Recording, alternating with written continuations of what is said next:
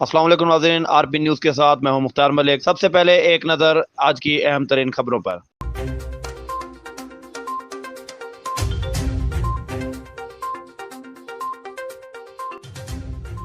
हुकूमती दावों पर भरोसा, किसानों को महंगा पड़ गया। किसान अपनी साल भर की कमाई औने पौने फरोख्त कर रहे हैं। हुकूमती खरीद सेंटर बारदाना ड्रामा निकला। किसान गंदुम 2600 रुपए बेचने पर मजबूर है। पंजाब के जिला राजनपुर के किसान गंदुम की गिरती कीमतों से हुए परेशान। गंदुम जैसी अहम फसल मायूस, किसान को असल कीमत ना मिली। पंजाब हुकूमत की जानिब से तमाम तर दावे धरे के धरे, ना सरकारी बारदाना मिला ना ही सरकारी खरीद सेंटर चले। किसान साल भर की कमाई औने पौने दामों में फरोख्त करने पर मजबूर हैं।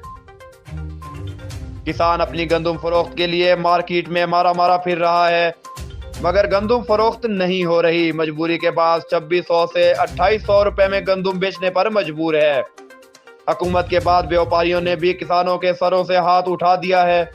महंगी खाद, बीज, बिजली, डीजल की बढ़ती कीमतों से परेशान किसान फसल की कीमत और फरोख्त के लिए फिक्रमंद हुकूमत और हुक्मरानों की नाकिस हिकमत अमली से मायूस हो चुका है।